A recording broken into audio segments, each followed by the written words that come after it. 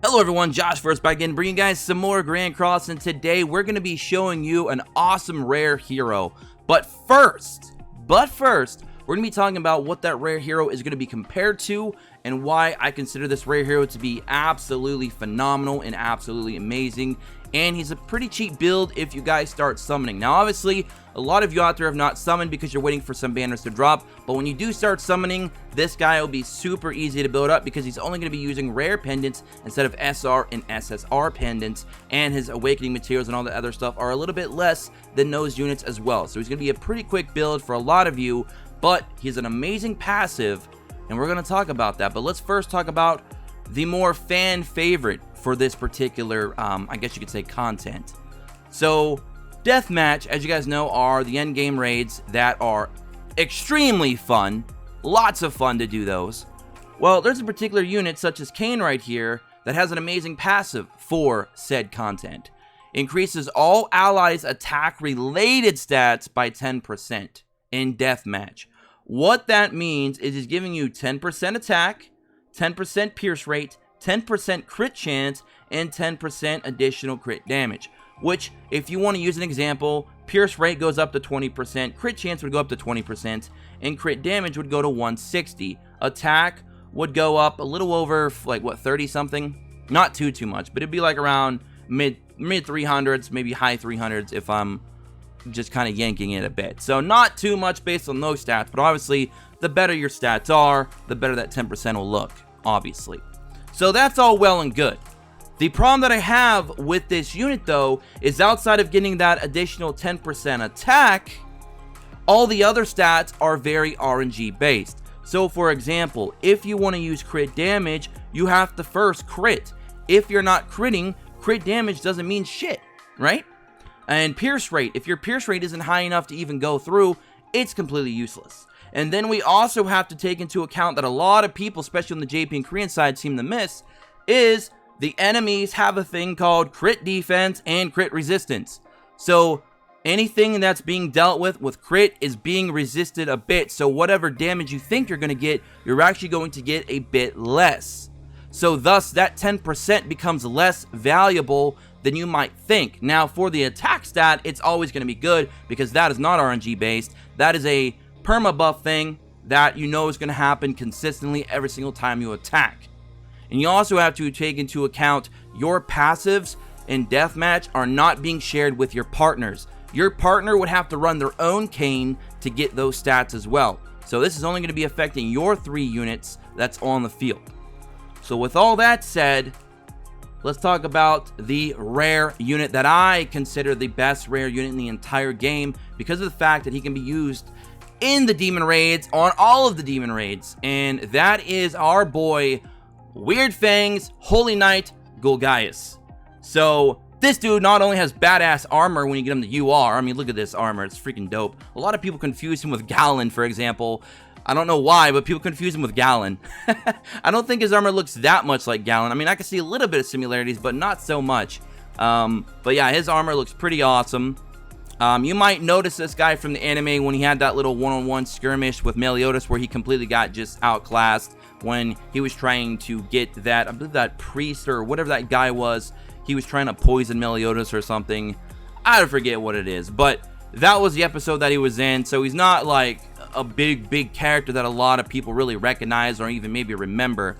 But in this game, he might be memorable for a lot of you now because, or I should say memorable for a lot of you now because of this passive right here. Increases all allies damage dealt by 15% in Deathmatch. Now, why is this better than getting all attack stats, and attack related stats rather, by 10%? Well, as we explained, 3 of those 4 things that Kayn is buffing is all RNG based, which means if you want to make use of that, you're going to have to run units that have self-built in crit and crit gear to better establish getting those crits off to make use of those additional 10% on those stats. And pierce rate really isn't all that much to begin with. Crit damage is the big one that you want to go for, and like I said, if you're not critting, then that 10% isn't doing you any good. So then you're only really getting consistently 10% attack, and 10% attack is actually going to give you less than 15% total additional damage on top of what you're already doing. And what's really good about this is no matter what kind of resistance that the enemies have, that 15% additional damage is still being applied. So whatever resistance is, whatever damage is being resisted, you're still going to be adding 15% to it. And if you have any debuffer units, I do a lot of DOTs like poison, shock, bleed, etc. You're going to be doing 15% additional damage on that as well, because it's all damage. Any damage that you are doing, regardless of what the skill is or what the debuff is, if you are applying damage to the enemy, it'll be increased by 15 additional percent. So this is very important, and this is unconditional damage, which means, like I said, it's going to be consistent. It's going to always take into effect. There is zero RNG involved. And this guy being a rare, if you guys start summoning when we get a new banner coming out soon, and you have a bunch of rares saved up, and you have a bunch of friend points that you get from active friends daily, you can actually exchange those for rare pendants in a one-on-one trade-off. Or if you're using friend points, 200 friend points for one rare pendant, and you can get this guy to UR easily. Now, I want the extra mile, and I actually limit broke him. You do not, and I repeat, do not need to limit break him. Just get him to UR, level 60, give him some decent gear, and try to awaken him up to 3 or 4 times. Just that way, you have a pretty good CP. That's it. You're only buffing him up for the CP. It's really the passive is the only thing you really care about. Kind of similar to Kayn. So, I personally feel when we did the damage test and we did the testing in general, this guy actually was better because he was more consistent. His damage was more consistent. Now, Kayn, if you get consistent crit damage applied, then Kayn will actually out damage what Golgaius is giving you by just a small margin. It's not a big margin as if you would think. It's actually by a small margin, but it's still a lot of RNG involved, and you would have to run a full team that's built around critting, and you'd have to crit all the time. Otherwise, that 10% is being lost in the sauce, and Golgaius giving you that 15% damage is always going to work. So, there you guys go. This is a rare unit that a lot of you may not have even looked at or cared about.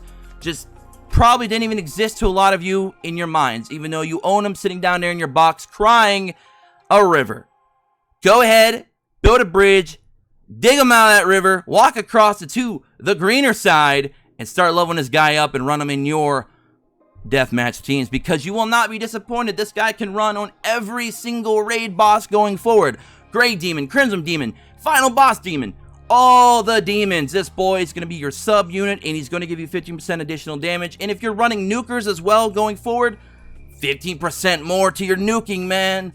What can I say? He's just an amazing unit. So there you guys go. Hopefully I can start finding some more hidden gems in this game to possibly show you guys that a lot of people don't talk about. He's by far the best rare in the game, in my opinion, because of that passive and what his passive means to your longevity in the game, and how he can assist you in getting very hard to get resources to better your account. So there you guys go. And again, he's a rare, so he's a lot cheaper to build up, awakening materials wise, evolution material wise, etc, etc. So if you guys are looking for a strong rare to build up instead of using Kayn, there you go. And I still personally consider him better than Kayn. Not by much, by a little, but with all the other things taken into account, consistency, cheaper to build up, he might just beat him out straight up. I don't know. You guys let me know in the comment section below, but this just goes to show, guys, you got to do some testing, you got to do more research, because there might be some units out there that a lot of people are shitting on that might turn out to just be absolutely wonderful. So I hope you guys enjoyed these types of videos. Don't forget to comment below, like the video if you did. Let's try to get 100. Let's give Golgaius some love, right? And also, don't forget to go ahead and subscribe and take notifications so you guys don't miss a thing. We are dangerously close to getting 20K here in 2020. We're at 19,100 plus right now. So we are climbing, and I thank you all so much for the support and the love, and have an awesome weekend wherever you guys are. Until next time, as always, peace.